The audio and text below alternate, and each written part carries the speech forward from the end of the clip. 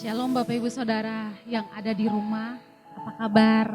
Kami sangat berharap Bapak Ibu di rumah saudara semua dalam keadaan baik dan tetap ada di dalam hadirat Tuhan. Pagi hari ini saya undang saudara untuk beribadah bersama kami dan merasakan hadirat Tuhan, lawatan Tuhan yang luar biasa.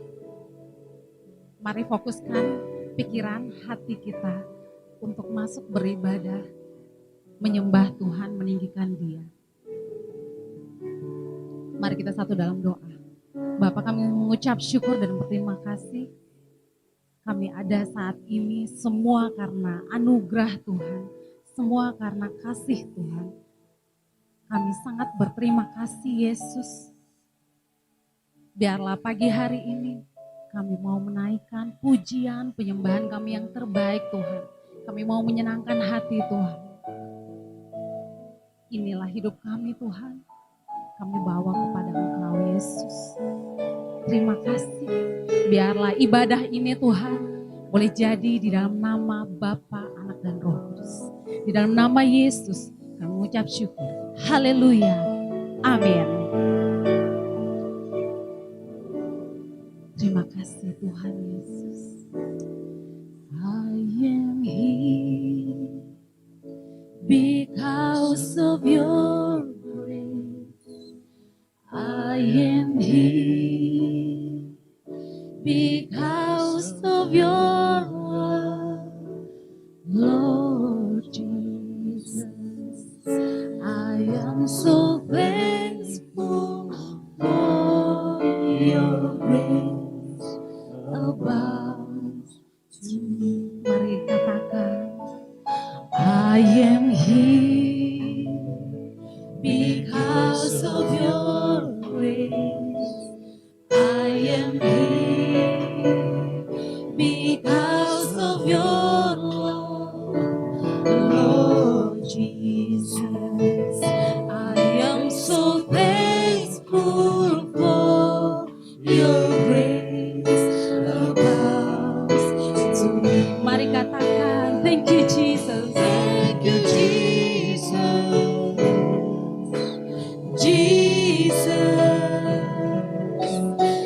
Jesus. Thank you Jesus. It's only by your grace that I could live today. Forever I will praise your name. Mari sama-sama katakan, I am here because of your grace.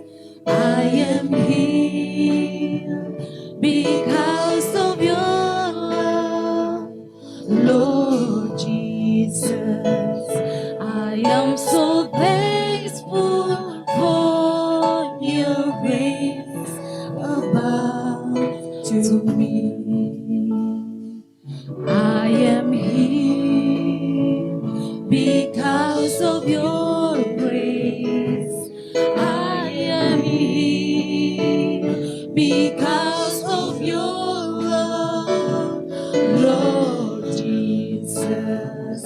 I am so thankful for your grace abounds to me. Saya katakan, thank you Jesus, Jesus, Jesus. Thank you Jesus.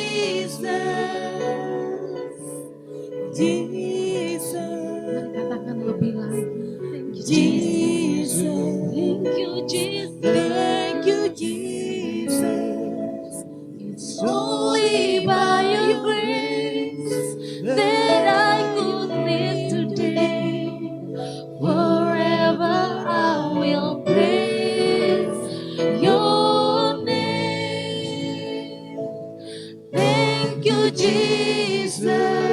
Thank you, Jesus. Jesus. Jesus. Thank you, Jesus. It's only by your grace that I could live today. Forever I will praise your name. Thank you, Jesus. Jesus. Jesus. Thank you, Jesus. It's only by your grace that I could live today. Forever I will praise your name. Mari Bapak Ibu angkat tanganmu dan katakan lebih lagi. Thank you, Jesus. Jesus. Jesus. Thank you, Jesus. It's only by your grace that I could live today. Forever I will praise your name. Forever I will praise your name. Forever I will praise your name. Mari berikan tepuk tangan sorak-sorai kepada Tuhan. Haleluya. Haleluya. Mari kita bersuka cita lebih lagi di dalam Tuhan. Mari Bapak Ibu tepuk tangan sama-sama. Na na na na na na. Na na na na na na. Na na na na na na na. Na na na na na na. Na na na na na. Na na na na na. Haleluya, ku memuji-Mu Tuhan, karena kasih-Mu tak berkesudahan. Biar yang bernafas memuji Sang Raja, di atas gunung dan di dalam samudra. Tanganku ku angkat padamu, mensyukuri rahmat yang Kau beri. Kakiku melompat bagimu, sebab rahmat-Mu pada setiap hari. Bersyukurlah kepada Tuhan, sebab Dia baik, sebab Dia baik. Bahwasanya untuk selamanya, kasih setianya, kasih setianya. Na na na na na, na na na na na, na na na na na. Haleluya, ku memuji-Mu Tuhan, karena kasih-Mu tak berkesudahan. Biar yang bernafas memuji Sang Raja, di atas gunung dan di dalam samudra. Tanganku ku angkat padamu, mensyukuri rahmat yang Kau beri.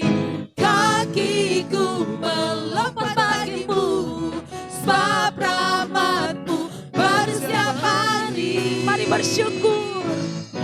Bersyukurlah kepada Tuhan, sebab Dia baik, sebab Dia baik. Bahwasanya untuk selamanya, kasih setianya, Mari bersyukur lebih lagi. Bersyukurlah kepada Tuhan, sebab Dia baik, sebab Dia baik. Bahwasanya untuk selamanya, kasih setianya, kasih setianya. Haleluya. Mari kita terus bersyukur kepada Tuhan sebab Dia baik. Amin. Haleluya. Mari Bapak Ibu angkat tanganmu. Tanganku ku angkat padamu, mensyukuri rahmat yang Kau beri. Mari Bapak Ibu melompat. bagimu, sebab rahmat-Mu baru setiap hari. Bersyukurlah kepada Tuhan, sebab Dia baik, amin. Sebab Dia baik, bahwasanya untuk selamanya kasih setianya, kasih setianya. Bersyukurlah kepada Tuhan, sebab Dia baik, sebab Dia baik, bahwasanya untuk selamanya kasih setianya, kasih setianya. Na na na na na, na na na na na, na na na na na na. Haleluya. Na na na na na, na na na na na, na na na na na na. Haleluya. Berikan tepuk tangan saudara-saudara kepada Tuhan, dahsyat. Amin. Haleluya. Saudara masih semangat untuk memuji Tuhan? Katakan amin. Katakan amin. Amin. Haleluya. Hati kami tetap percaya padamu Tuhan. Kami mau terus percaya. Haleluya.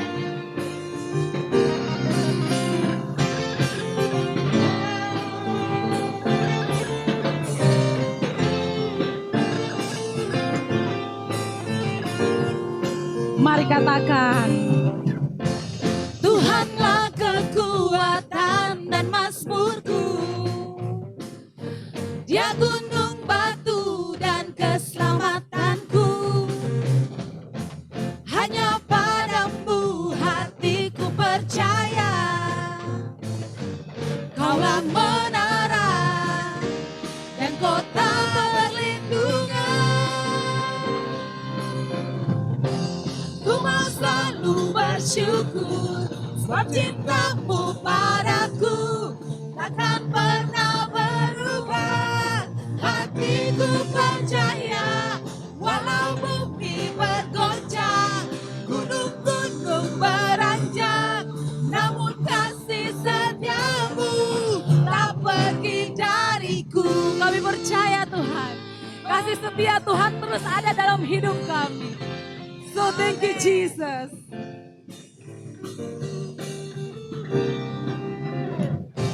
Tuhanlah kekuatan dan mazmurku, Katakan Dia gunung batu. Dia gunung batu dan keselamatanku. Mari percaya. Hanya padamu hatiku percaya, Kaulah menara dan kota perlindungan.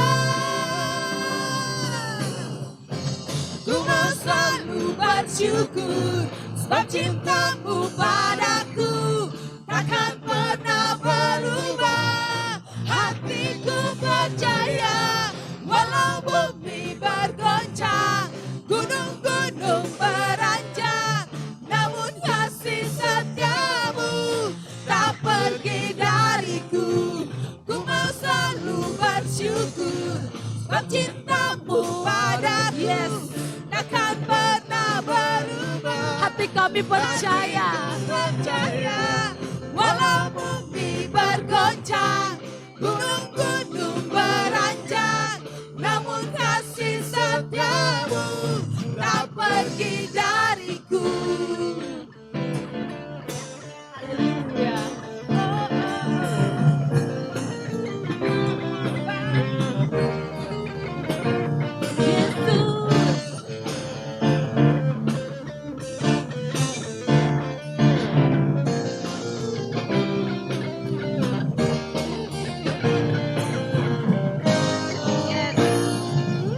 Mari Bapak Ibu angkat tanganmu dan katakan, Ku mau selalu bersyukur, sebab cintamu padaku takkan pernah berubah.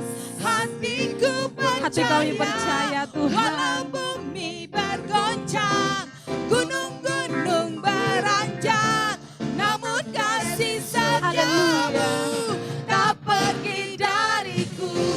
Ku mau selalu bersyukur, sebab cintamu padaku takkan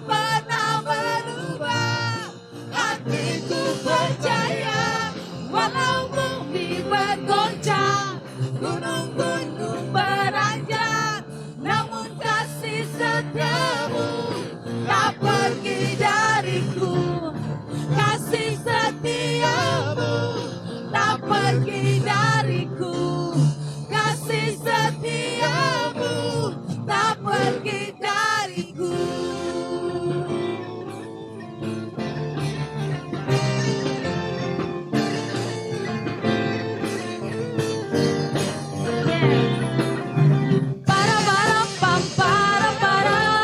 Berikan tepuk tangan saudara-saudara kepada Tuhan.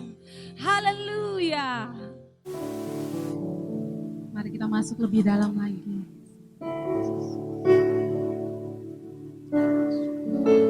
Mari mengucap syukur kepada Tuhan.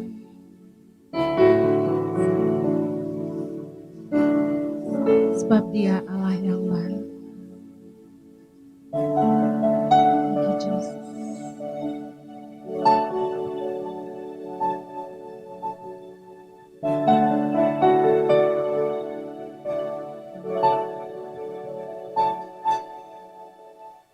Kau ada bersamaku di setiap musim hidupku. Tak pernah kau biarkan ku sendiri. Katakan kekuatan. Kekuatan di jiwaku adalah bersamamu. Tak pernah ku ragukan kasih-Mu. Mari katakan bersama-sama.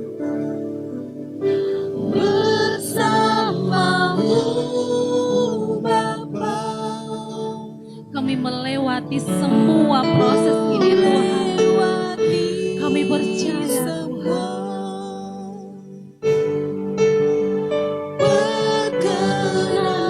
perkenananmu yang teguhkan hatiku. Kami percaya Engkau yang selalu bertindak di dalam hidup kami Tuhan. Thank you Jesus. Terima kasih Tuhan. Anugerahmu besar melimpah. Mari Bapak Ibu Saudara, saya ajak untuk menaikkan pujian ini lebih lagi.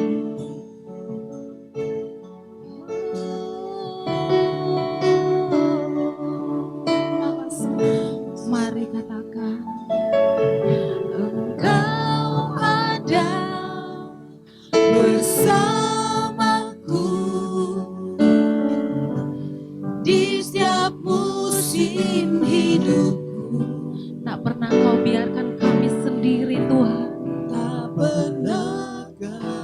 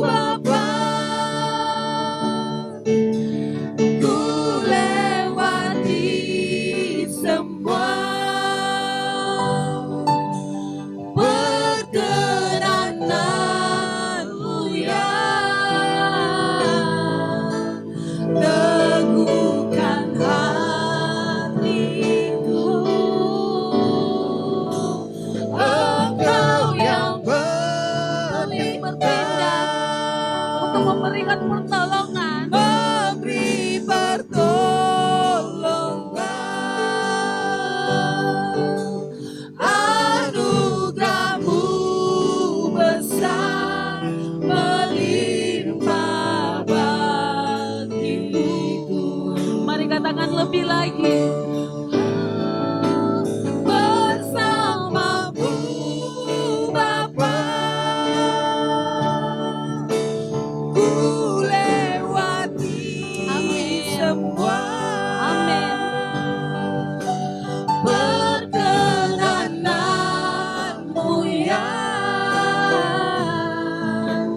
teguhkan hatiku. Engkau yang bertindak, memberi pertolongan, anugerahmu besar melimpah bagiku.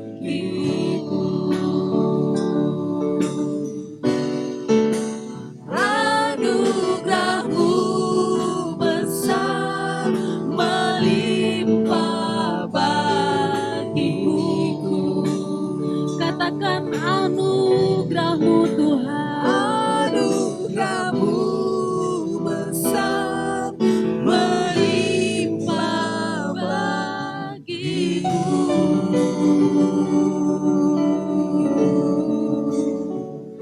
Oh, terima kasih Yesus buat anugerahmu yang melimpah dalam hidup kami.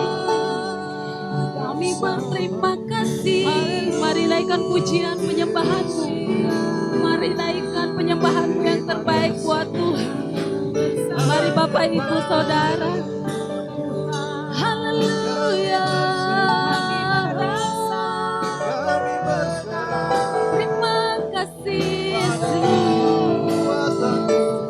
Kami bersyukur Kau selalu ada dalam setiap hidup kami. Oh Yesus. Haleluya. Kami mau selalu bersyukur buat kasih setiamu Tuhan yang besar dalam hidup kami. Anugerahmu kami terima. Anugerahmu kami terima. So thank you Jesus. Oh, haleluya, haleluya.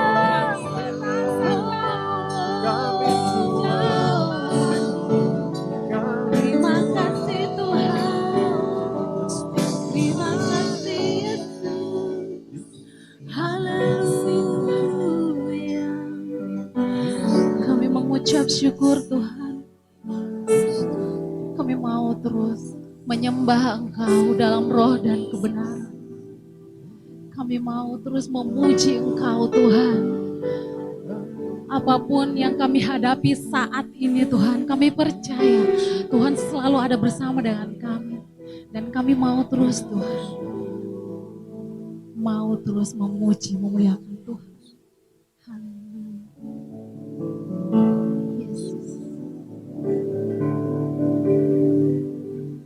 Bless the Lord, oh my soul, oh my soul, worship His holy name, worship His holy name. Sing like never before. Yes, Jesus.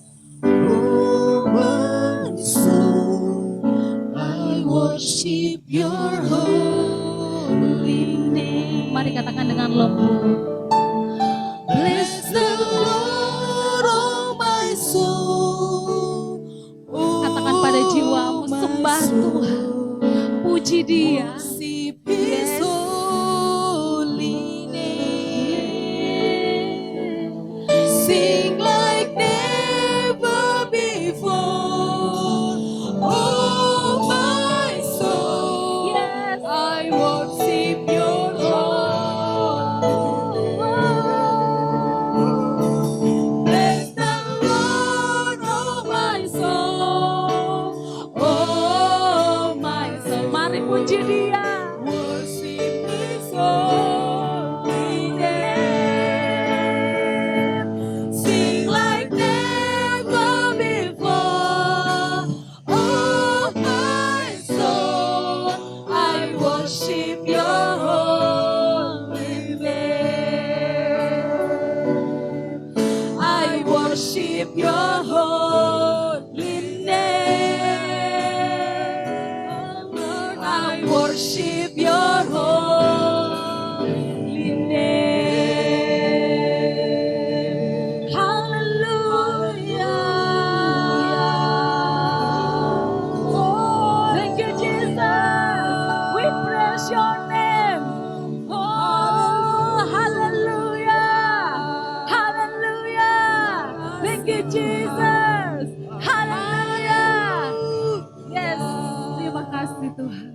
Bapak Ibu, mari saja kita berdoa sebelum kita mendengarkan firman Tuhan di pagi ini. Mari kita berdoa.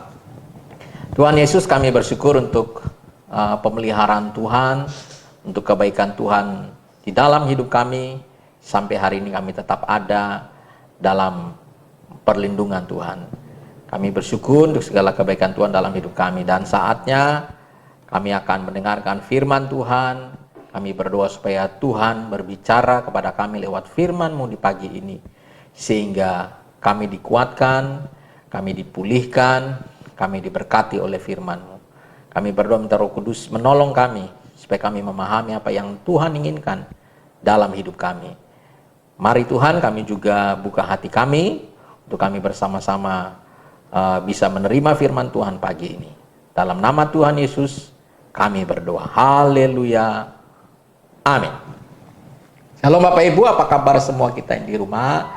Saya berharap kita semua dalam keadaan baik-baik. Baik, hari ini saya ingin sharing sesuatu di mana ini berkenaan dengan situasi-situasi yang sedang kita hadapi di sana saat ini.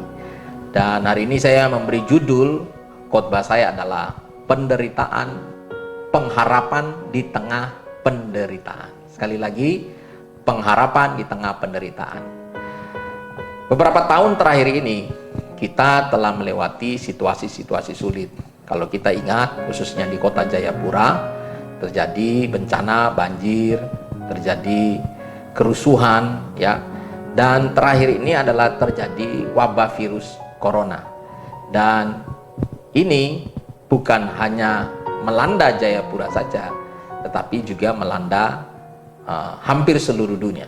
Boleh dikatakan seluruh dunia sekarang ini sedang berperang, berusaha menangani masalah virus corona ini. Dan saya percaya saat ini juga orang-orang memiliki pengharapan bahwa masalah ini akan cepat selesai. Dan tentu saja sebagai orang percaya, kita juga berharap Tuhan segera memulihkan keadaan ini. Dan semua orang yang pasti, entah dia orang percaya maupun bukan orang percaya, mereka menginginkan suatu keadaan yang lebih baik dan bahkan menjadi semakin baik daripada hari-hari kemarin. Ya, ketika kita ada di tahun 2018, kita menginginkan sesuatu yang lebih baik, ternyata ada sesuatu yang terjadi yang tidak pernah kita perkirakan di tahun 2019, sehingga cukup mempengaruhi di dalam keberadaan kita, kegiatan kita sehari-hari. Dan tahun 2019 kita lewati dan kita tidak pernah berpikir bahwa tahun 2020 akan terjadi wabah virus corona ini. Dan ini tidak perlu kita heran, karena Alkitab sudah mencatat jauh-jauh hari tentang peristiwa-peristiwa yang akan terjadi di akhir zaman. Antara lain adalah penyesatan, terus gempa bumi, dan juga wabah penyakit, peperangan, dan banyak hal lain. Ya, krisis ekonomi, situasi alam yang tidak stabil, itu yang sudah Alkitab katakan jauh-jauh hari. Karena itu sebagai orang percaya, sesungguhnya kita tidak boleh terlalu terkejut atau heran ketika kita mendengar hal-hal ini atau mungkin kita mengalami hal seperti ini. Sebab hal ini telah dicatat dalam Alkitab ribuan tahun yang lalu. Bapak Ibu yang Tuhan Yesus kasihi, situasi masa saat ini di mana kita menghadapi pandemi COVID-19 memang mengakibatkan krisis di berbagai macam sektor kehidupan, dan terutama saat ini sedang kita rasakan adalah sektor ekonomi. Dan hal ini menimbulkan banyak kekhawatiran di dalam kehidupan orang. Ya, orang akan berpikir sampai kapan hal ini akan terjadi. Ya, kita tidak tahu bagaimana ke depan ini harus bagaimana, apa yang harus kita lakukan, dan bagaimana jika tidak ada perubahan. Tentu saja dari hal-hal yang tadi kita tanyakan, ada berbagai macam jawaban ya tentang pertanyaan tersebut. Dan dari pertanyaan tersebut ada yang memberikan jawaban secara positif maupun negatif, tergantung dari mana cara pandang orang tersebut. Dan kalau kita belajar dalam Alkitab, kita juga melihat bahwa dalam sejarah bangsa Israel ya telah terjadi krisis demi krisis di tengah-tengah bangsa itu. Dan saudara, hal itu menimbulkan penderitaan, kesedihan, kesusahan, keletihan, bahkan kelesuan di dalam jiwa mereka. Ya, hal itu mendatangkan penderitaan secara emosional yang mendalam. Ya, bangsa ini di dalam proses perjalanannya pernah mengalami kehancuran. Kota-kota mereka dihancurkan, terjadi pembantaian, bahkan mereka diseret sebagai tawanan bangsa lain. Mereka dibuang di negeri asing, dan itu begitu membuat mereka menderita karena hal tersebut. Tetapi di balik semuanya itu, sesungguhnya kita melihat bahwa Tuhan sedang bekerja atau Tuhan sedang berurusan dengan bangsa ini. Dia tetap memiliki perjanjian dengan mereka yang tidak dapat dibatalkan, dan satu hari Tuhan akan memulihkan bangsa ini. Dan hari ini saya ingin mengajak kita belajar daripada salah satu kisah atau kejadian yang terjadi di dalam sejarah bangsa Israel yang tercatat dalam Alkitab. Dan kita bagaimana kita belajar, bagaimana kita mengatasi krisis seperti yang terjadi hari-hari ini. Bagaimana kita memiliki pengharapan di dalam penderitaan. Ya, mari kita baca firman Tuhan di dalam Ratapan pasal 3 ayat 21 sampai ayat 26. Ratapan 3 ayat 21 sampai 26. Demikian firman Tuhan. Tetapi hal-hal inilah yang ku perhatikan. Oleh sebab itu aku akan berharap. Tak berkesudahan kasih setia Tuhan, tak habis-habisnya rahmatnya, selalu baru tiap pagi. Besar kesetiaanmu. Tuhan adalah bagianku, kata jiwaku. Oleh sebab itu aku berharap kepadanya. Tuhan adalah baik bagi orang yang berharap, bagi orang yang berharap kepadanya, bagi jiwa yang mencari Dia. Ya, Bapak Ibu, ketika kita baca ayat ini, kita perlu memahami apa yang sedang terjadi saat itu. Kita perlu memahami dulu, kitab Ratapan ini ditulis oleh Nabi Yeremia. Sekali lagi, Nabi Yeremia, dia menulis dua kitab, yaitu kitab Yeremia sendiri dan kitab Ratapan. Ya, Bapak Ibu yang Tuhan Yesus kasih, kalau kita lihat bagaimana kisah hidup daripada Yeremia dengan tugas-tugas tanggung jawab pelayanan yang Tuhan berikan pada dia, ya, kita perlu tahu bahwa lebih dari 40 tahun Yeremia melayani Tuhan sebagai nabi dengan bernubuat, memberitakan kebenaran. Dia memberikan peringatan kepada penduduk yang ada di kerajaan Yehuda, ya, kerajaan Yehuda, agar mereka bertobat dan mereka berbalik kepada Tuhan. Jika tidak, maka Tuhan akan mengirimkan murkanya atas bangsa itu. Bayangkan, sekitar lebih dari 40 tahun, ya, sekitar tahun 627 sampai tahun 580 sebelum Masehi. Yeremia berulang kali dengan berbagai cara yang Tuhan suruh dia lakukan, maka dia lakukan berbagai macam tindakan aksi profetik supaya bangsa itu berbalik kepada Tuhan. Tapi apa yang terjadi? Bangsa Israel tidak berbalik kepada Tuhan. Mereka bahkan menentang dan melawan Yeremia. Bahkan mereka menganiaya Yeremia. Dan saudara, mereka tidak menyadari bahwa akan terjadi seperti yang dinubuatkan Yeremia. Dan benarlah terjadi.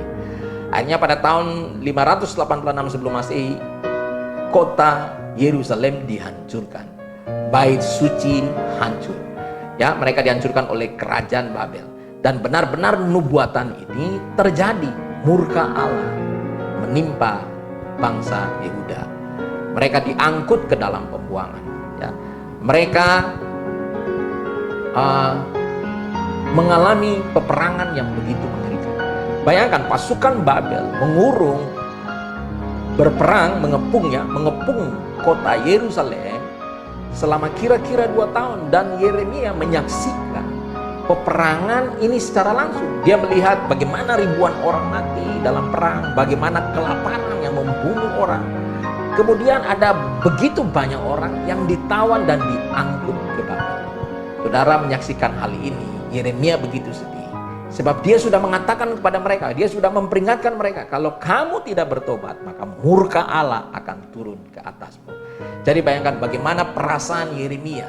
Kita tahu bahwa dia yang bernubuat, dan dia akhirnya melihat kehancuran itu terjadi di depan matanya.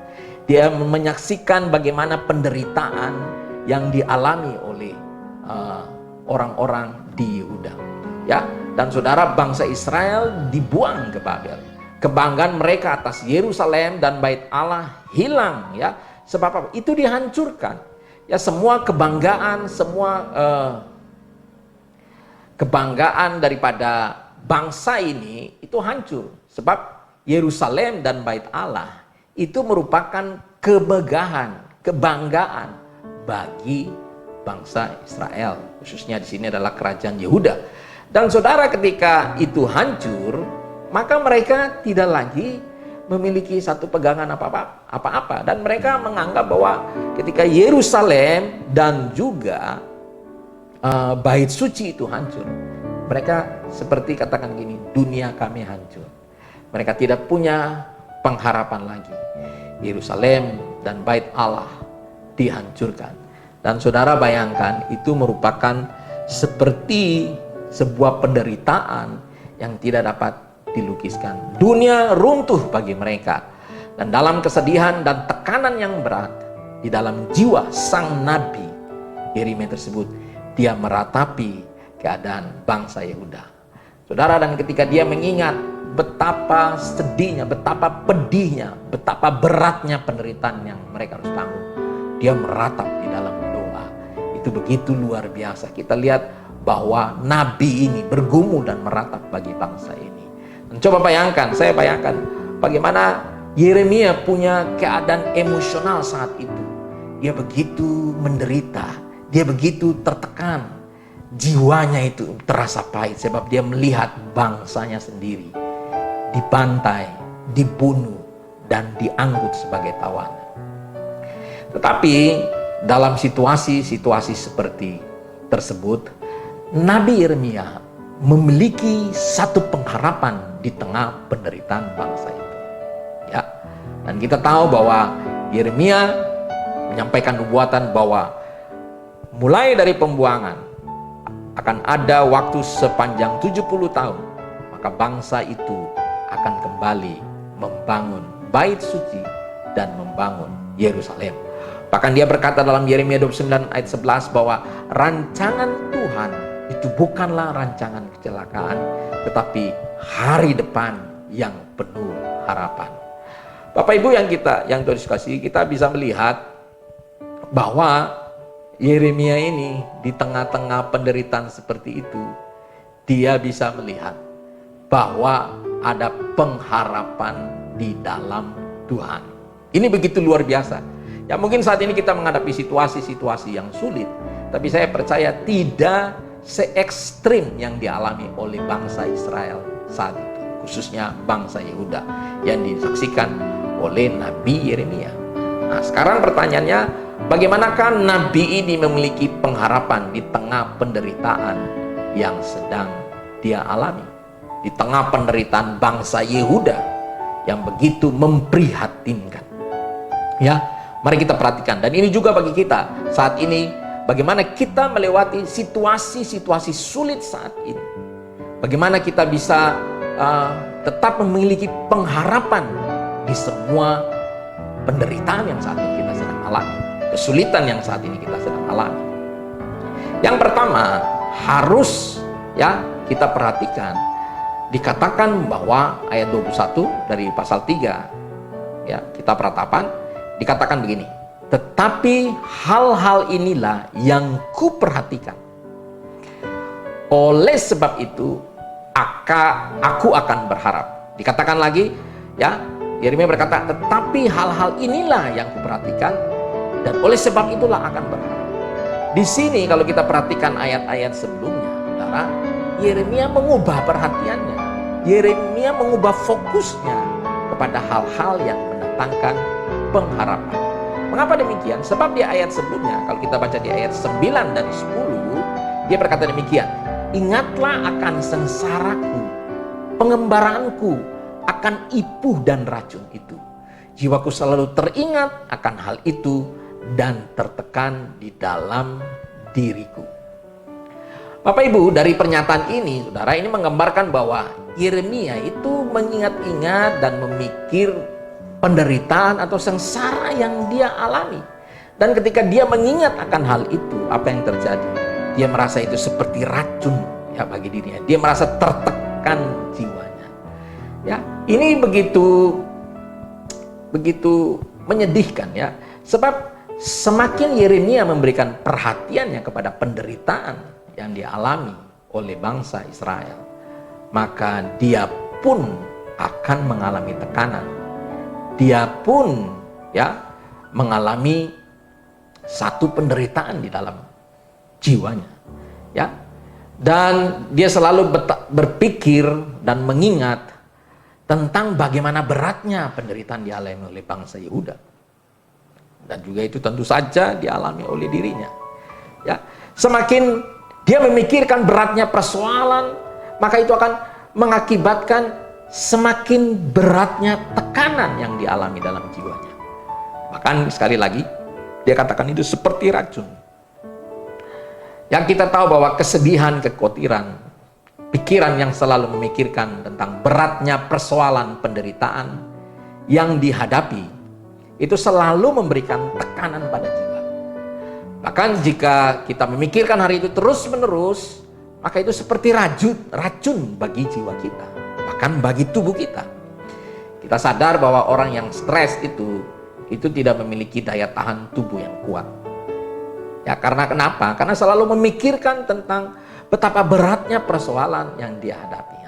Ketika orang terus memikirkan persoalan yang dia hadapi, maka itu akan menimbulkan keputusasaan, menimbulkan kelemahan, ya.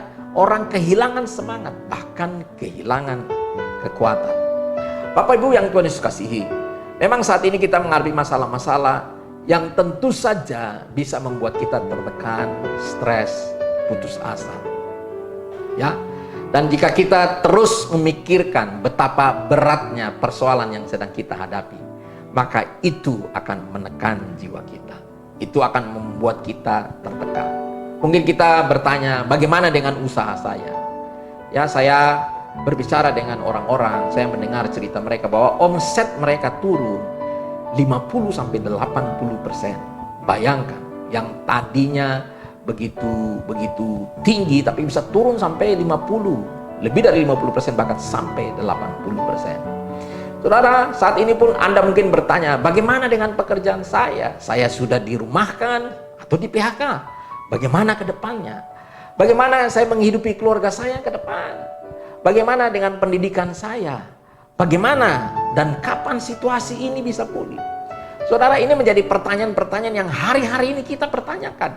Semua pengusaha menanyakan, semua pekerja-pekerja menanyakan, ekonomi tinggi, ekonomi rendah, semua menanyakan kapan hal ini pulih. Ya, jika kita terus memikirkan atau memperhatikan beratnya persoalan ini, maka kita akan lebih stres, kita akan kehilangan kekuatan, kita akan tertekan. Sebab itu, mari kita mengubah perhatian kita. Perhatian kepada hal-hal apa? Kita tidak lagi memperhatikan betapa beratnya persoalan, tetapi kita mari memperhatikan kepada hal-hal yang mendatangkan pengharapan. Sekali lagi, kita mengubah perhatian kita kepada hal-hal yang mendatangkan pengharapan. Sama seperti Yeremia, dia sadar bahwa persoalannya yang dia renungkan, masalah penderitaan dialami oleh orang-orang Yehuda, itu membuat dirinya semakin tertekan. Ya, Saudara, ini bukan berarti bahwa kita tidak peduli dengan persoalan yang sedang kita hadapi. Maksudnya kita tidak perlu memikirkan sama sekali, nanti persoalan selesai dengan sendirinya. Tentu saja tidak demikian. Yang maksudkannya di sini adalah beratnya persoalan yang kita hadapi tidak boleh menekan hidup kita sehingga kita tidak memiliki pengharapan. Ya, seolah-olah masalah tersebut tidak ada solusinya, seolah-olah bahwa masalah tersebut akan mendatangkan kehancuran dalam hidup kita. Saudara, Nabi Yeremia mengubah perhatiannya. Kalau tadi dia perhatikan bagaimana penderitanya, bagaimana ya beratnya penderitaan yang dialami oleh orang-orang Yuda, dia mengubah.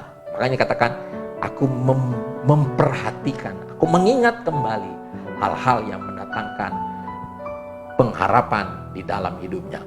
Dan saudara, ada 3 hal di dalam catatan ini, dalam ayat ini yang mencatat bagaimana Yeremia memperhatikan hal-hal yang mendatangkan pengharapan dalam hidupnya.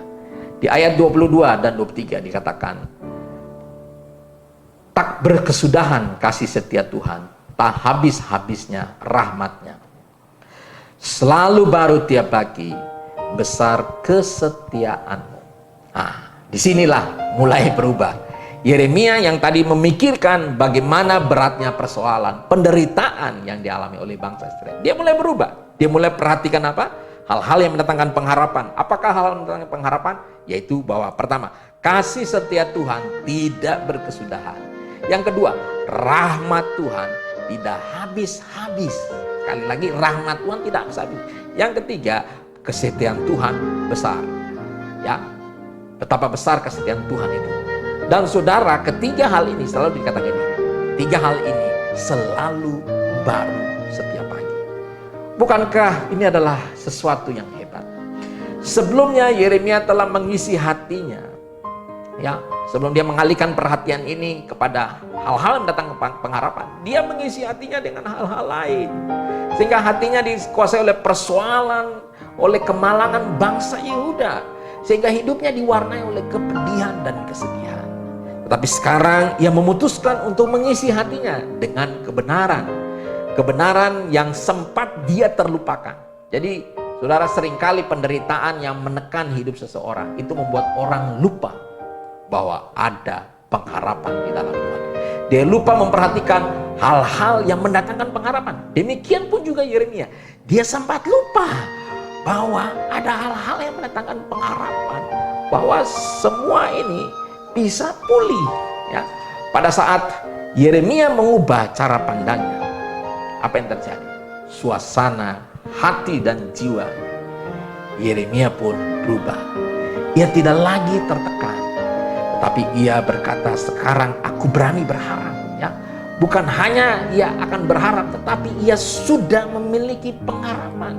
Dan pengharapan itu bersifat sebuah kepastian. Ini begitu penting, Bapak Ibu. Ya, kita perlu mengubah cara pandang kita. Kita perlu mengubah perhatian kita.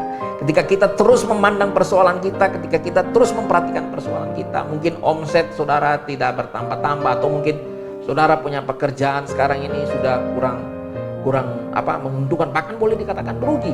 Atau mungkin saudara tidak bisa bayar kredit lagi. Bagaimana saya bisa bayar kredit, ya? Bagaimana saya bisa makan? Bagaimana saya tidak bisa jualan lagi di pasar? Dagangan saya tidak laku, tidak ada orang yang membeli. Bahkan saudara memutuskan untuk menutup usaha saudara. Ya, kenapa? Karena tidak bisa jalan. Dan saat ini saudara, kalau kita terus memikirkan betapa beratnya penderitaan yang kita alami, maka kita akan tertekan. Tetapi mari saya ajak kita, mari saat ini kita memperhatikan bukan pada hal-hal yang buruk yang sedang terjadi pada kita, tapi kita mengalihkan perhatian kepada hal-hal yang mendatangkan pengharapan bagi kita, bahwa kasih setia Tuhan masih ada sampai saat ini, rahmat Tuhan masih ada sampai saat ini, kesetiaan Tuhan masih ada sampai saat ini atas hidup kita. Jadi mari kita alihkan perhatian kita. Kita alihkan cara pandang kita. Bahwa memang masalah ada. Memang masalah berat. Memang usaha tidak berkembang. Memang pekerjaan saya hancur. Memang studi saya tidak bisa lagi berjalan secara normal. Memang saya tidak bisa bekerja dengan baik. Memang. Tetapi saudara, kita perlu memperhatikan hal-hal yang mendatangkan pengharapan. Bahwa sekali lagi, kasih setia Tuhan itu ada dan tidak berkesudahan. Rahmatnya tidak habis-habis. Dan kesetiaannya itu besar. Dan sekali lagi, ketiga hal ini itu selalu baru setiap pagi. Waktu saudara bangun pagi, kasih setia Tuhan, rahmat Tuhan, dan kesetiaannya tak berhenti mendatangi hidup saudara. Karena itu, mari kita perhatikan ketiga hal ini. Sebab ini adalah kebaikan Tuhan bagi hidup kita. Kalau yang pertama kita berbicara tentang kasih setia Tuhan. Kasih setia Tuhan ini berbicara tentang kesetiaan Tuhan atas perjanjiannya. Dia punya perjanjian dengan bangsa Israel. Dengan bangsa itu dia telah membuat perjanjian. Dan Allah tetap setia dengan perjanjiannya. Dia tidak mungkin mengingkari perjanjiannya. Demikian pun dengan kita. Allah memiliki perjanjian dengan umatnya. Sebagai umat yang percaya kepada Allah, marilah kita berpegang pada janji-janji Tuhan. Sebab Allah tidak akan memungkiri janjinya. Jadi kasih setia Tuhan ini yang kita pegang. Dia berjanji bahwa dia akan memelihara kita, maka Allah memelihara kita. Dia berjanji melindungi kita, maka dia pasti melindungi kita. Tapi bukan berarti kita sembarangan, kita ceroboh, bukan berarti demikian. Kita tetap harus melakukan bagian kita dengan benar. Kita menjaga diri kita, ya. Karena itu mari ya kita pahami hal ini. Kita melihat, oh ternyata ada kasih setia Tuhan yang luar biasa di dalam hidup kita. Ini perlu kita perhatikan dengan baik. Bapak Ibu, seburuk-buruk keadaan yang terjadi, saya percaya orang yang takut akan Tuhan, orang yang percaya sungguh-sungguh kepada Tuhan, akan selalu mengalami kasih setia Tuhan. Sebab Tuhan selalu memegang janjinya. Dia akan memelihara kita. Saya percaya ada kesaksian-kesaksian yang saya dengar bahwa di tengah-tengah peristiwa seperti ini ada juga kita memperoleh berkat dari Tuhan. Dan itu tidak pernah kita pikirkan. Ya, itu bisa terjadi sebab Allah berjanji memelihara kita. Yang penting kita harus ya melakukan bagian kita. Kita hidup dalam takut akan Tuhan. Tetapi sekalipun saat ini saudara ada dalam penderitaan, saudara sepertinya tidak mengalami apa-apa saat ini. Itu bukan berarti kasih setia Tuhan tidak ada dalam hidup kita. Kasih setia Tuhan selalu ada dalam hidup kita. Makanya bertahanlah, percayalah bahwa Tuhan tetap memegang janjinya. Yang berikutnya, rahmat. Rahmat itu berbicara belas kasihan Tuhan atas orang yang berdosa, ya, atau orang yang menderita.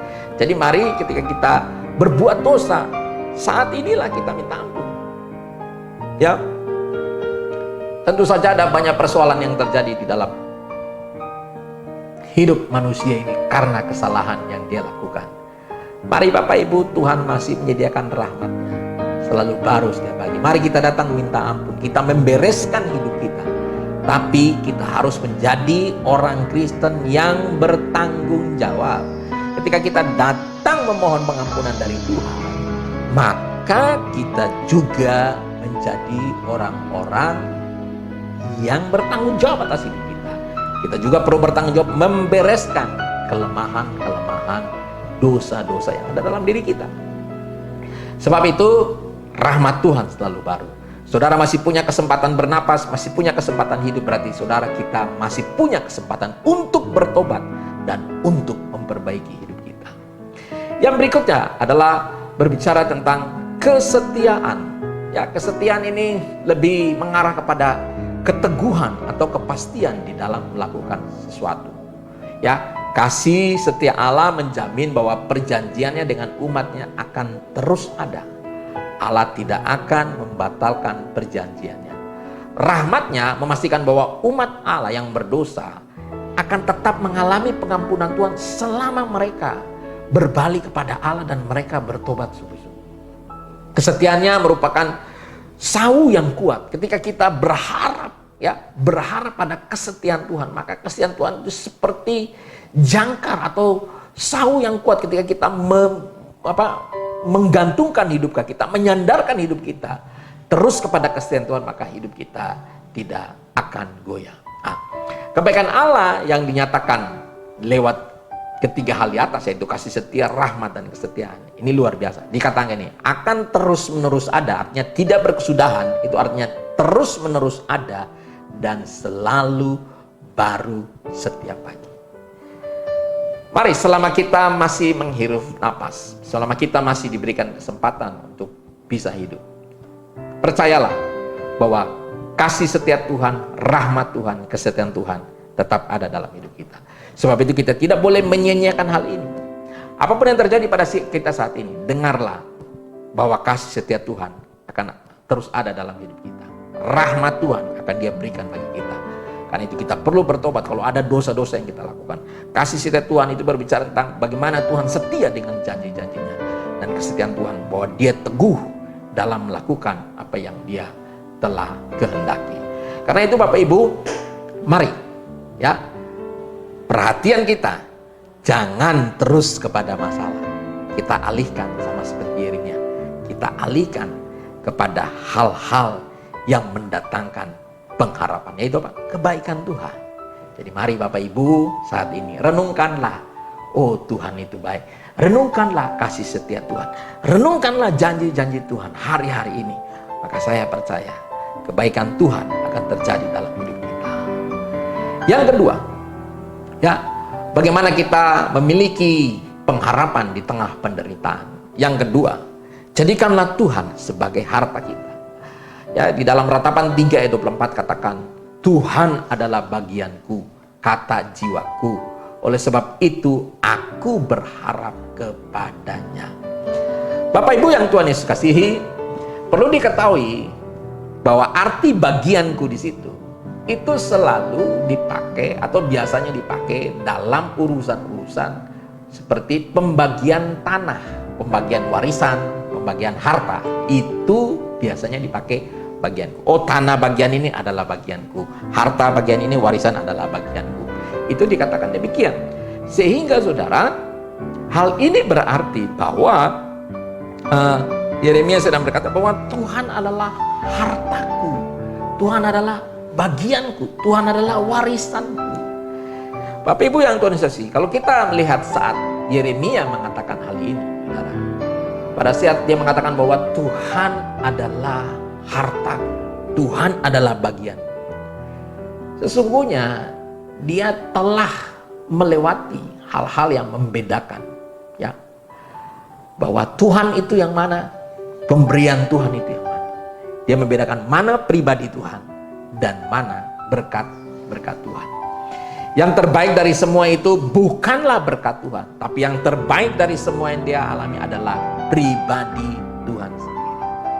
Saudara, kalau kita menyaksikan apa yang sedang terjadi, yang Yeremia alami, justru ketika dia mengatakan bahwa Tuhan adalah harta, Tuhan adalah bagian, justru saat itu kerajaan Yehuda sedang dalam keadaan diporak-porandakan, ya, harta mereka dirampas, tanah perjanjian yang mereka miliki dirampas, direbut orang dan diduduki oleh orang lain. Mereka kehilangan harta mereka. Bayangkan bait suci yang dibangun penuh dengan emas dirampas, benda-benda yang ada dalam bait suci, perkakas-perkakasnya itu dirampas, dan itu semua terbuat dari emas. Saat itu ketika Yeremia mengatakan Tuhan adalah harta, justru saat itu dia sedang mengalami, menyaksikan, ya, bahwa Israel atau Yehuda telah mengalami kehilangan banyak hal.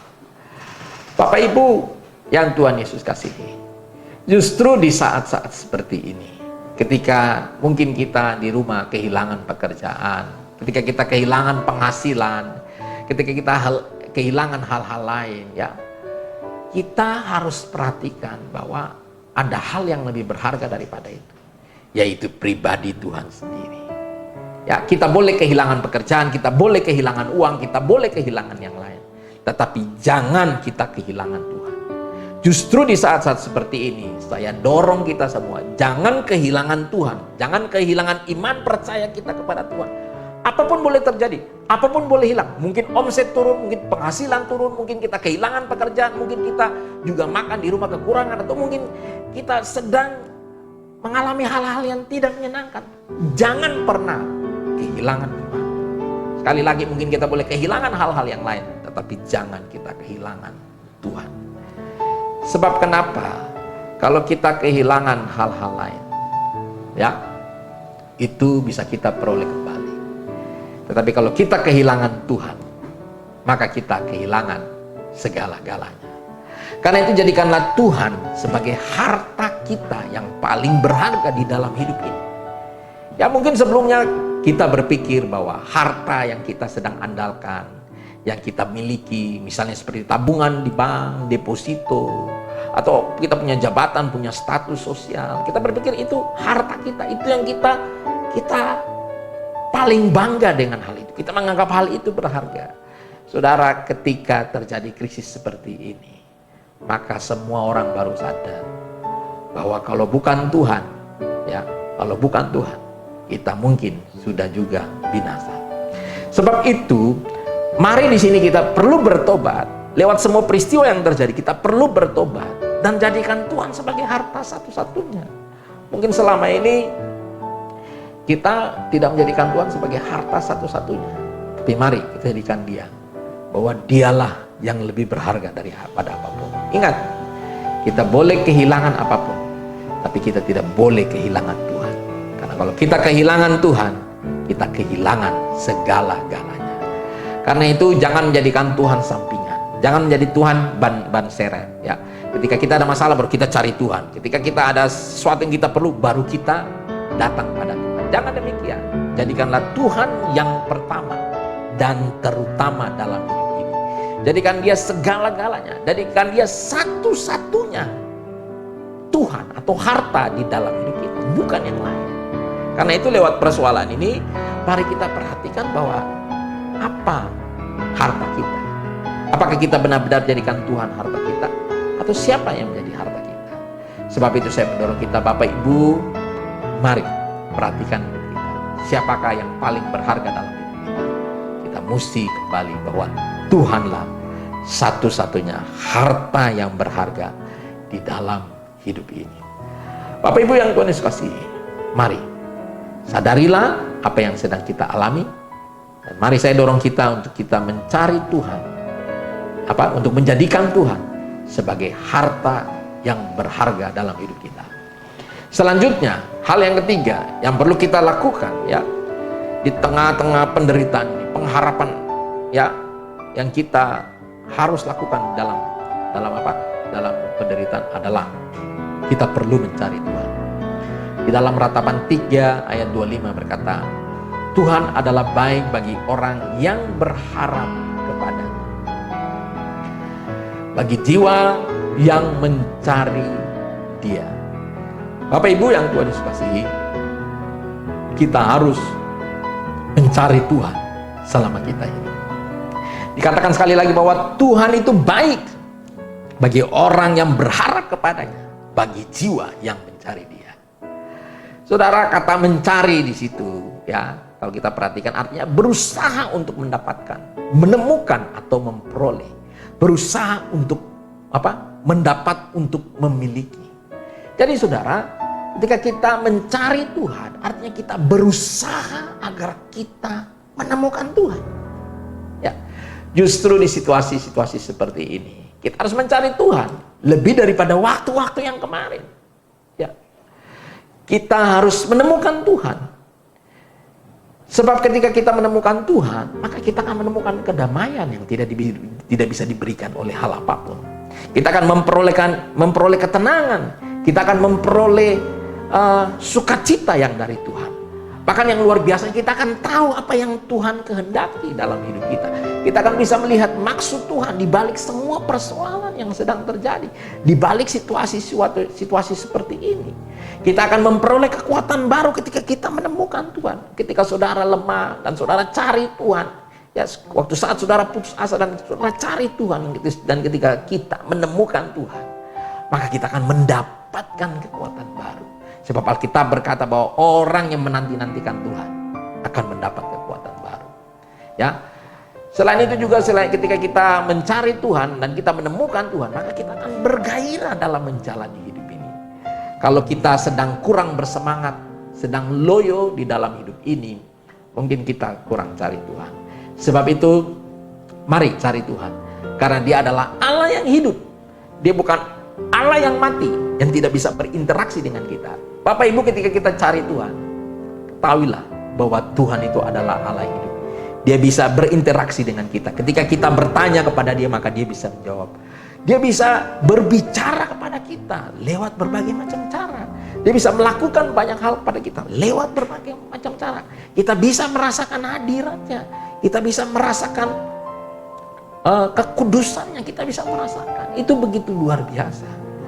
Bapak Ibu yang Tuhan Yesus kasihi, banyak ayat di dalam Alkitab yang mendorong kita untuk mencari Tuhan.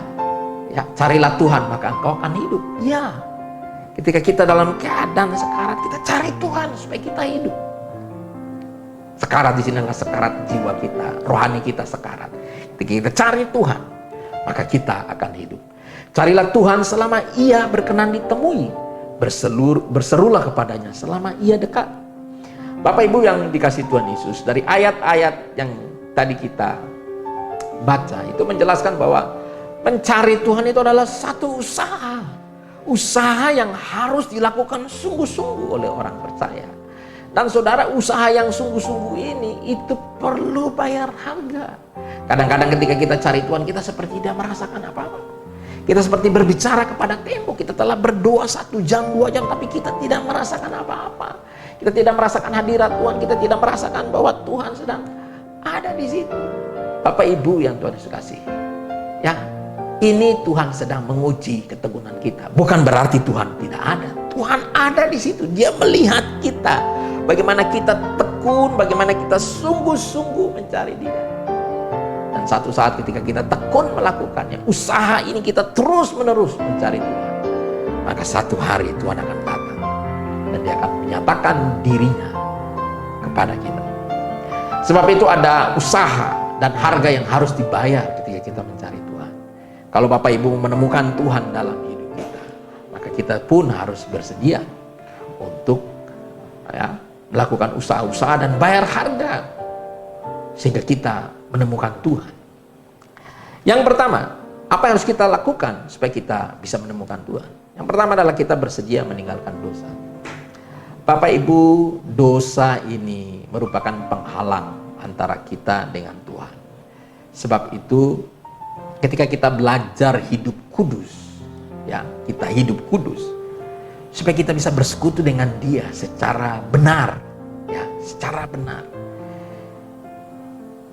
Kita bisa mengalami Tuhan, dan semakin kudus hidup seseorang, maka dia akan semakin merasakan realitas Allah dalam hidupnya. Sebab Tuhan berkata, kuduslah kamu supaya aku kudus. Bapak Ibu, Tuhan memproses kita lewat berbagai macam persoalan supaya kita mengambil bagian di dalam kekudusannya. Bapak Ibu, firman Tuhan dengan tegas menyatakan bahwa keluarlah kamu dari antara mereka, pisahkanlah dirimu dari mereka, firman Tuhan, dan janganlah menjamah apa yang najis. Maka aku akan menerima kamu, maka aku akan menjadi bapamu, dan kamu akan menjadi anak-anakku, laki-laki dan perempuan. Demikianlah firman Tuhan yang Maha Kuasa.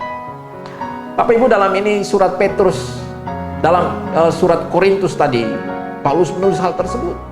Dan juga Rasul Petrus di dalam tulisannya dalam kitab 1 Petrus juga mendorong orang percaya bahwa kalau kita menyebut Dia adalah Bapa, maka kita perlu hidup dalam takut akan Dia.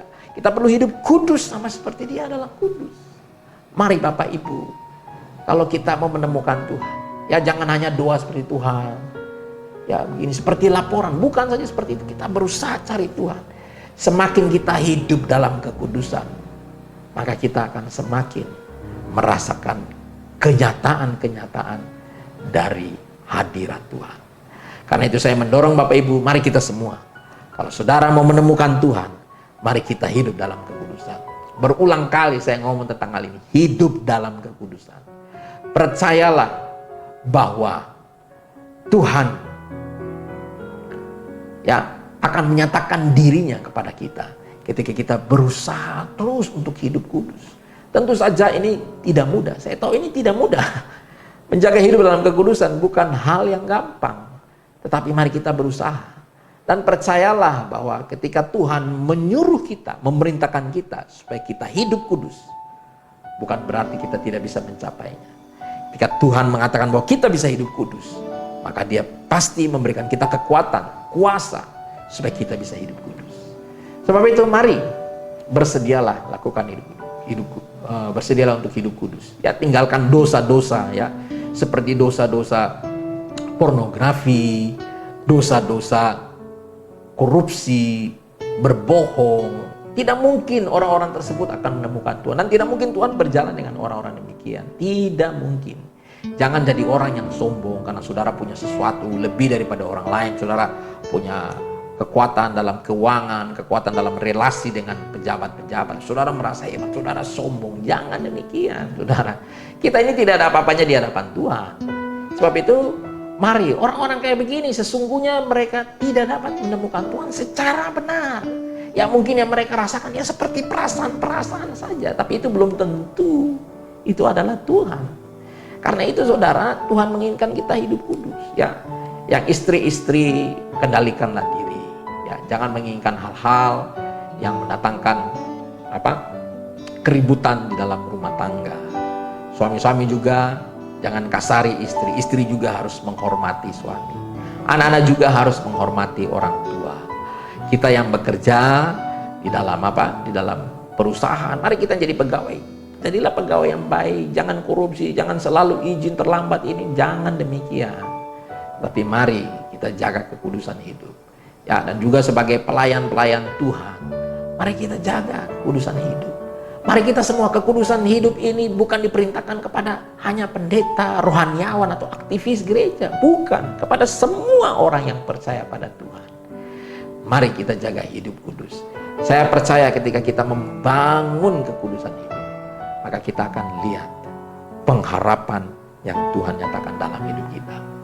Kalau kita ingat, ada lagu pada zaman dulu ya, lagu ini sudah lama sekali. Berkata, asal ku hidup suci, tidak turut dunia, ku tahu Tuhan pasti buka jalan. Ayat ini, kalimat ini benar. Kalau Bapak Ibu hidup dalam kekudusan, dalam kesucian, maka kita akan lihat Tuhan buka jalan. Pasti Tuhan buka jalan. Sebab itu, mari jaga hidup dalam kekudusan. Mungkin orang bilang kita, kamu kuno, kamu kurang keren, masa mesti begitu begini, mesti begitu begini. Ya, kasih tinggal mereka. Yang kita cari adalah perkenanan hidup kita di hadapan Allah, bukan perkenanan hidup kita di hadapan manusia. Rasul Paulus berkata, mana yang harus kupilih, menyenangkan Allah atau menyenangkan manusia? Ya, makanya mari kita memilih menyenangkan Allah. Sebab Allah adalah sumber kehidupan. Dia yang memegang kendali atas kehidupan ini. Kalau Bapak Ibu kita semua menyenangkan Tuhan, saya kasih tahu, Tuhan pasti akan memberkati kita. Pasti. Tuhan tahu bagaimana memelihara kita, Tuhan tahu bagaimana melindungi kita. Bahkan boleh saya katakan, siapakah orang yang dilindungi Tuhan? Adalah orang yang hidup dalam takut akan Tuhan. Siapakah orang yang disertai Tuhan? Adalah orang yang hidup dalam takut akan Tuhan, dalam kekudusan hidup. Iya, orang yang mencintai Tuhan dan itu diwujudkan di dalam kehidupannya, ya, dalam kekudusan, dalam perbuatan-perbuatan hidupnya setiap hari. Mereka itulah yang dilindungi Tuhan. Jadi saudara yang berpikir saudara jalan sembarang-sembarang bikin dosa sana sini, lalu saudara datang minta ampun sama Tuhan. Nah, bisa demikian, bukan minta ampun, ya betul Tuhan ampuni, tapi saudara hidup seenaknya dan saudara tidak peduli membereskan tabiat dosa di dalam diri saudara, dan saudara mengharapkan perlindungan Tuhan. Wah, itu saudara, kita perlu berpikir baik-baik. Karena itu selama kesempatan masih diberikan bagi kita, kita masih hidup. Mari kita perbaiki hidup kita. Kita menjaga kekudusan hidup kita. Bapak Ibu yang Tuhan Yesus kasihi, sekali lagi, hidup ini adalah kesempatan untuk kita bisa mengambil bagian dalam kekudusan Allah. Orang yang bisa hidup dalam kekudusan Allah itu luar biasa. Benar, luar biasa. Jadi mari, hal ini adalah hal yang bernilai di mata Allah. Sebab itu mari kita sungguh-sungguh mencari Tuhan, kita sungguh-sungguh hidup dalam kekudusan Allah. Sekali lagi, kalau kita hidup dalam kekudusan Allah, saya percaya ketika kita mencari Allah, kita akan satu chemistry dengan Allah, kita akan bisa nyambung dengan Allah, kita bisa tahu apa yang Dia inginkan. Oke, itu hal pertama. Nah, yang berikutnya adalah bersedia hidup sesuai dengan kehendak dan rencana Allah. Orang yang mau berjalan dengan Tuhan, mau menemukan Tuhan dalam hidupnya, dia harus belajar hidup sesuai dengan rencana Allah. Ya, Tuhan tidak akan berjalan dengan orang yang hidup di luar rencana dan kehendaknya. Tidak mungkin. Sebab itu, mari kita harus belajar bahwa kita harus benar-benar mengerti kehendak Allah. Kita harus benar-benar mengerti rencana Allah, dan kita berjalan sesuai dengan rencana Allah tersebut. Sebab Tuhan ya tidak mungkin akan berjalan dengan orang-orang yang berjalan menurut kehendaknya sendiri, kemauannya sendiri, berjalan menurut rencananya sendiri. Apa yang dia pikir dia lakukan tanpa tanya Tuhan. Tuhan, apakah ini sesuai dengan kehendak-Mu? Apakah ini berkenan kepadamu? Hari-hari ini saudara, banyak orang Kristen yang sebenarnya tidak pernah berjalan bersama Tuhan. Sekali lagi, kenapa? Karena mereka hanya sibuk dengan diri mereka sendiri. Ya, mereka tidak memperhatikan maksud Tuhan di dalam kehidupan mereka. Apa maksud Tuhan bagi saya jadi orang percaya? Mereka tidak pernah mengerti hal itu. Kenapa saya jadi umat pilihan? Mereka tidak pernah memahami. Sebab itu, sebagai orang percaya, mari kita mesti mengerti maksud dan panggilan Tuhan, rencana Tuhan di dalam hidup kita. Tentu saja di sini kita tidak boleh hidup seenak-enaknya, tapi kita berusaha hidup untuk berkenan kepada Allah. Sebab itu, mari ya, apa yang kita lakukan hari-hari ini adalah kita membawa orang supaya mereka mengerti kehendak dan rencana Tuhan dalam hidup mereka. Memang untuk mengetahui kehendak dan rencana Tuhan ini bukan hal yang gampang. Makanya Bapak Ibu terus membangun persekutuan dengan Tuhan, belajar firman Tuhan. Maka saya percaya kita akan diberikan pencerahan-pencerahan oleh Roh Kudus, dan Roh Kudus akan menuntun kita kepada kebenaran, dan disitulah kita akan dimerdekakan. Ada hal-hal yang dalam diri kita yang kita juga dibukakan sehingga kita memahami, oh ini salah, ini benar, ini tidak sesuai dengan kehendak Tuhan, ini sesuai dengan kehendak Tuhan, ini salah, ini tidak boleh dilakukan, yang ini boleh dilakukan. Karena itu Bapak Ibu, kita juga harus peduli dengan pekerjaan Tuhan. Sebab pekerjaan Tuhan di sini itu harus berurusan dengan amanat agung. Dan Tuhan berjanji akan menyertai semua orang yang mendukung amanat agung. Dan inti amanat agung adalah pemuritan. Setiap pelayanan yang memuridkan orang pasti disertai Tuhan. Karena itu mari Bapak Ibu, kita melakukan kehendak Allah. Ya, saya percaya ada kehendak Allah masing-masing secara khusus spesial dalam diri kita. Maka itu Bapak Ibu, saat ini apapun keadaan saudara, profesi saudara saat ini, Tuhan punya rencana dalam kehidupan kita masing-masing. Saudara punya kelebihan, saudara punya talenta, saudara punya gaya kepribadian. Apapun yang saat ini ada dalam diri saudara, Tuhan punya kehendak dalam hidup saudara. Dan Tuhan mau pakai saudara untuk menggenapi rencananya. Karena itu, orang-orang percaya yang mau ya membangun persekutuan dengan Tuhan, mau berjalan bersama dengan Tuhan, mau menemukan Tuhan, mau mencari Tuhan dan menemukan dalam hidupnya, ya kita harus hidup sesuai dengan rencana Allah. Sudah tahukah rencana Allah dan kehendak Allah dalam hidup kita? Kalau belum tahu, mari kita harus gumulkan hal itu. Oke, Bapak Ibu yang Tuhan kasih, itu yang kedua. Yang ketiga adalah kita harus menginvestasikan waktu kita untuk duduk diam di kaki Tuhan. Ini yang perlu penting. Kalau kita mau mencari dan menemukan Tuhan, maka kita perlu duduk diam di kaki Tuhan. Sebenarnya hal ini bukanlah hal yang mudah. Sebab Bapak Ibu, kita perlu jujur bahwa berdoa itu bukan hal yang gampang. Kadang-kadang kita berdoa membosankan. Ya.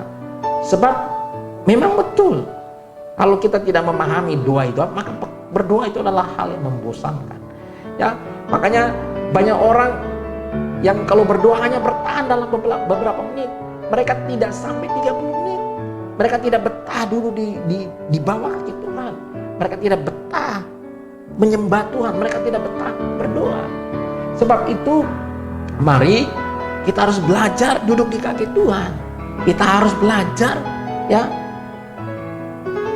mencari Tuhan sampai kita menemukan hadiratnya. Ini yang penting. Ya, karena itu saudara, duduk di kaki Tuhan bukan hanya sekedar kita menyampaikan doa-doa kita, permintaan-permintaan kita, permohonan-permohonan kita, atau kita menyanyikan lagu-lagu rohani dan kita menaikkan penyembahan dengan kata-kata kita. Bukan hanya demikian, tetapi yang maksud di sini adalah kita harus berdiam diri, kita menanti-nantikan Tuhan, kita menghayati kehadirannya sampai benar-benar kita merasakan bahwa Allah itu nyata dalam hidup kita. Ya, latihan untuk ini itu membutuhkan waktu yang panjang, waktu yang berjam-jam dan waktu yang panjang ketika kita mau mencari Tuhan.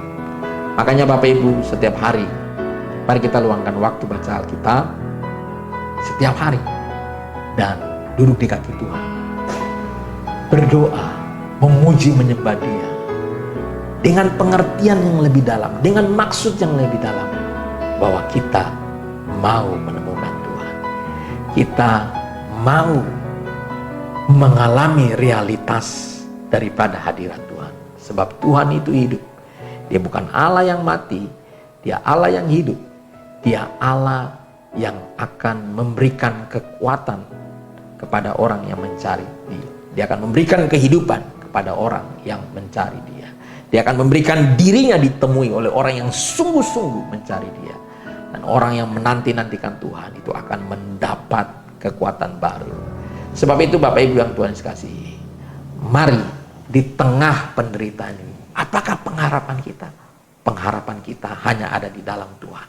Mari justru saat-saat ini, saudara, kita sedang mengalami situasi yang tidak menentu, situasi yang sepertinya tidak memberikan pengharapan. Mari kita cari Tuhan yang pasti, Tuhan yang memberikan pengharapan pada kita. Sebab itu Bapak Ibu semua, saya mendorong kita untuk kita hidup sungguh-sungguh takut akan Tuhan. Ya, sebab itu ada 3 hal yang penting di sini, bagaimana kita memiliki pengharapan di tengah penderitaan. Yang pertama, kita memperhatikan kebaikan Tuhan. Jangan selalu memperhatikan beratnya persoalan, masalah yang kita hadapi, beratnya krisis yang kita hadapi saat ini, tapi perhatikanlah kebaikan Tuhan. Dan kebaikan Tuhan ada 3, kasih setianya, rahmatnya, dan kesetiaannya Tuhan. Dan Tuhan berjanji 3 hal ini selalu baru setiap pagi.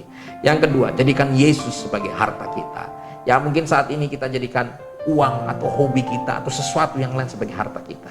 Kita harus menjadikan Dia harta kita. Dia paling berharga di dalam hidup ini. Yang ketiga adalah kita mencari Dia. Cari Tuhan sampai kita menemukan Dia. Mari jaga hidup dalam kekudusan, hidup dalam takut akan Tuhan. Kita punya waktu untuk duduk diam di kaki Tuhan. Maka saya percaya kita akan memperoleh kekuatan dari Tuhan. Kita akan memperoleh pemulihan. Kita akan memperoleh pengharapan di dalam Dia.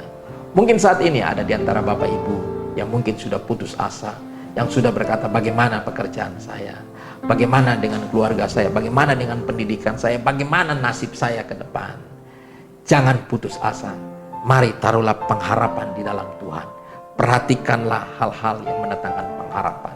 Cari Tuhan, temui Dia, maka engkau akan diberikan kekuatan untuk terus berjalan bersama-sama dengan Dia di dunia ini. Bapak Ibu yang Tuhan Yesus kasih, saya mendorong kita, mari kita tetap kuat di tengah situasi-situasi seperti ini. Percayalah, Allah tidak meninggalkan kita. Percayalah, Allah ada bersama dengan kita. Karena itu mari kita belajar untuk hidup, ya, hidup berkenan kepada Allah di tengah-tengah situasi seperti ini. Puji Tuhan. Demikian firman Tuhan yang saya sampaikan pada hari ini, dan saya rindu hari ini saya mau berdoa bagi Bapak Ibu yang ada di rumah, yang saat ini mengalami kegelisahan, yang saat ini mengalami kekhawatiran, yang saat ini mungkin putus asa, yang saat ini mungkin tidak tahu bahwa hidup saya ke depan ini bagaimana. Yang saat ini mungkin saudara kehilangan pengharapan, tapi mari datang pada Tuhan, kita berserah pada Tuhan, kita berdoa pada Tuhan saat ini, ya, dan perbaiki hidup, ya. Mulai perhatikan hal-hal yang mendatangkan pengharapan. Hidup dalam kekudusan, cari Tuhan. Mari kita berdoa. Bapak Ibu mau didoakan, bisa taruh tangan di dada. Mari kita berdoa. Tuhan Yesus, kami bawa hidup kami. Kami sadar bahwa kami seringkali lemah. Kami tidak selalu fokus pada Tuhan. Kami sadar bahwa masalah yang kami hadapi saat ini memberikan kekhawatiran dalam hidup kami. Karena itu kami juga sadar bahwa kami membutuhkan Tuhan di dalam hidup kami. Kami berdoa saat ini, kami menyerahkan hidup kami. Ampuni kami kalau saat ini kami lebih memperhatikan hal-hal yang berat dari persoalan yang kami hadapi, lebih dari memperhatikan hal-hal yang mendatangkan pengharapan dalam hidup kami.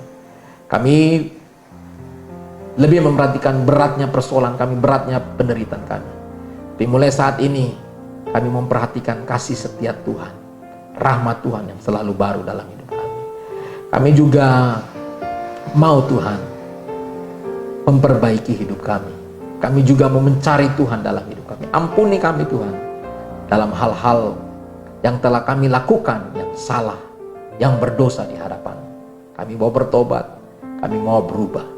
Kami percaya Tuhan pasti akan mengubahkan hidup kami. Tapi Tuhan juga tolong kami supaya kami punya komitmen yang kuat. Kami sadar bahwa kami harus punya komitmen yang kuat, sungguh-sungguh hidup dalam takut akan Tuhan. Berkati semua jemaat. Hamba-Mu berdoa bagi kami semua yang mengalami penurunan di dalam omset usaha kami. Kami tahu Tuhan memberikan kekuatan kepada kami yang berharap kepadamu supaya kami bisa melewati hal ini. Kami juga percaya Tuhan juga menyediakan berkat-berkat bagi kami. Ajar kami untuk menjadi orang-orang yang setia, yang tekun di dalam mencari Tuhan. Terima kasih Tuhan. Ajar kami selalu mengandalkan Tuhan. Ajar kami selalu berharap pada Tuhan di dalam hidup kami. Biar hari-hari ini yang kami andalkan, yang menjadi harta dalam hidup kami adalah Tuhan. Berkati kami semua, apapun kondisi kami, apapun keadaan kami, Tuhan Yesus berkati. Terima kasih Bapa. Kami juga saat ini bersatu hati kami bergumul membawa bangsa kami. Berkati negeri kami ini Tuhan. Pulihkanlah Indonesia. Pulihkanlah kami dari masalah pandemi virus corona ini. Kami berdoa minta Tuhan menolong kami. Berkati pemerintahan kami dari Bapak Presiden, para menteri, anggota DPR, MPR, seluruh kepala daerah, gubernur, bupati, wali kota, sampai kepada tingkat yang terendah RT RW. Tuhan berkati kami semua, berkati pemimpin-pemimpin kami ini supaya mereka menjalankan tugas dengan baik dan benar. Tuhan memberikan pengertian, Tuhan memberikan hikmat kepada mereka dalam menyelesaikan masalah ini. Kami juga berdoa supaya Tuhan di antara mereka juga membangun koordinasi dan komunikasi yang baik dalam menangani masalah ini. Kami berdoa untuk para petugas medis, dokter dan perawat, juga orang-orang yang bekerja di rumah sakit atau yang berkaitan dengan hal ini. Kami berdoa dalam nama Tuhan Yesus supaya Tuhan lindungi mereka, Tuhan berkati mereka, Tuhan berikan mereka kekuatan, Tuhan berikan mereka semangat supaya mereka sungguh-sungguh melaksanakan tugas mereka, dan Tuhan urapi mereka supaya Tuhan pun mengulurkan kuasa-Mu lewat hidup mereka. Berkati semua obat-obat dan semua peralatan medis yang dipakai untuk merawat pasien COVID-19 ini Tuhan. Kami berdoa dalam nama Tuhan Yesus, berkati mereka, lindungi mereka, berkati juga keluarga mereka yang mereka mungkin tinggalkan berminggu-minggu, berbulan-bulan. Tuhan berkati mereka. Terima kasih Tuhan, biar ada sukacita, ada damai sejahtera yang selalu melimpah dalam kehidupan mereka. Kami juga berdoa memberkati para pasien yang sedang dirawat. Kami berdoa supaya Tuhan menyembuhkan mereka. Tuhan berkati obat-obat yang dipakai, Tuhan berkati semua yang dipakai, fasilitas yang dipakai, supaya ini menyembuhkan sakit penyakit mereka di dalam nama Tuhan Yesus. Beri kekuatan bagi keluarga mereka. Bahkan kami berdoa untuk keluarga-keluarga yang ditinggalkan oleh anggota keluarga mereka yang meninggal. Tuhan, biar Engkau memberikan penghiburan, Engkau memberikan kekuatan pada mereka supaya mereka tetap kuat. Mereka kuat dalam menghadapi situasi-situasi seperti ini. Dalam nama Tuhan Yesus, kami berdoa menyerahkan juga pemerintah kami di daerah ini, pemerintah Papua. Berkati Bapak Gubernur yang sedang sakit, biarlah Tuhan memberikan kesembuhan di dalam tubuhnya. Berkati semua jajarannya yang ada, bahkan sampai kepada Bapak Wali Kota, Bapak Bupati, dan juga semua orang yang bekerja dalam pemerintahan. Kami berkati mereka, mereka bisa menjalankan tugas tanggung jawab mereka dengan baik, terutama di dalam menangani kasus virus corona ini. Terima kasih Tuhan Yesus. Berkati juga semua kami jemaat-Mu. Tuhan, lindungi kami daripada virus corona ini. Ajar kami supaya kami juga menjaga diri kami, dan kami juga menjaga orang lain, sehingga kami juga tidak ceroboh, tidak semena-mena di dalam hidup kami, Tuhan. Terima kasih Tuhan, terima kasih. Berkati kami semua. Kami bersyukur untuk hari ini, untuk kasih setia Tuhan. Kami juga berdoa Tuhan memberkati persembahan yang juga kami akan beri. Biarlah Engkau memberkatinya dan bisa digunakan untuk pekerjaan-Mu di dalam pelayanan gereja ini. Berkati semua jemaat yang memberi. Kami tahu hari ini kami memberi adalah keadaan yang sulit, tapi ajar kami untuk selalu memberi, bersukacita dalam memberi. Terima kasih Tuhan, berkati kami semua. Kami menyerahkan seluruh hidup kami ke dalam tangan Tuhan, dan kami percaya kami ada dalam perlindungan Tuhan. Terima kasih. Kami menutup ibadah ini. Sebelum kami menutupnya, kami berdoa mohon berkat daripada Tuhan. Mari angkat kedua tangan kita dan terimalah berkat. Damai sejahtera dari Allah Bapa, kasih karunia dari Tuhan Yesus Kristus dalam persekutuan dengan kuat kuasa Roh Kudus menyertai kami semua hari ini sampai selama-lamanya. Di dalam nama Tuhan Yesus Kristus kami terima berkat ini. Haleluya, haleluya. Amin. Baik, puji Tuhan Bapak Ibu, ada beberapa pengumuman yang dilakukan di gereja ini. Yang pertama, kita sudah memulai doa puasa selama 30 hari, mulai dari tanggal 21 April sampai 20 Mei. Ya, 21 April sampai 20 Mei. Kalau Bapak Ibu yang belum ikut bisa menggabungkan diri. Ya, puasanya dimulai dari jam 9 malam, dan kita makan malam jam 9 malam sampai jam 3 sore kita buka puasa. Tetapi ini tidak menutup kemungkinan bagi Bapak Ibu yang mau melakukan lebih daripada ini, silakan. Entah mau makannya start puasa mulai jam 6 sore sampai jam 3 sore besoknya, boleh, terserah. Ya, yang kedua yaitu bahwa minggu depan kita juga akan melakukan ibadah online di saluran atau akun di Facebook maupun di YouTube. Dengan demikian berakhir pula ibadah kita di saat ini. Shalom, Tuhan Yesus memberkati kita semua. Amin.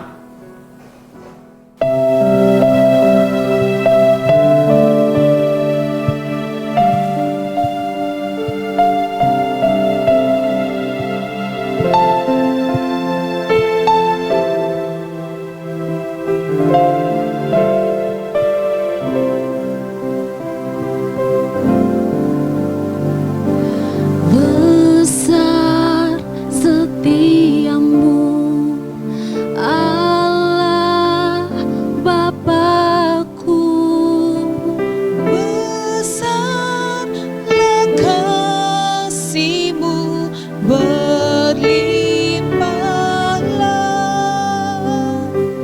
Tiada kurang dan tidak berubah,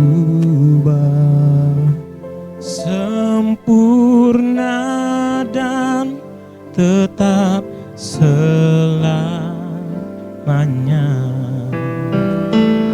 Besar setiamu, besar setiamu, tiap pagi nampak rahmat baru.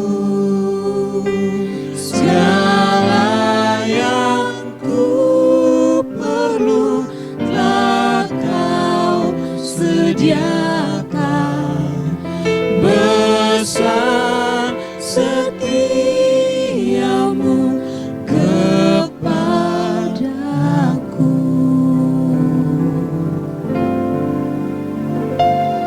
Besar setiamu, Allah Bapakku. Besarlah kasih-Mu, berlimpah. Tiada kurang dan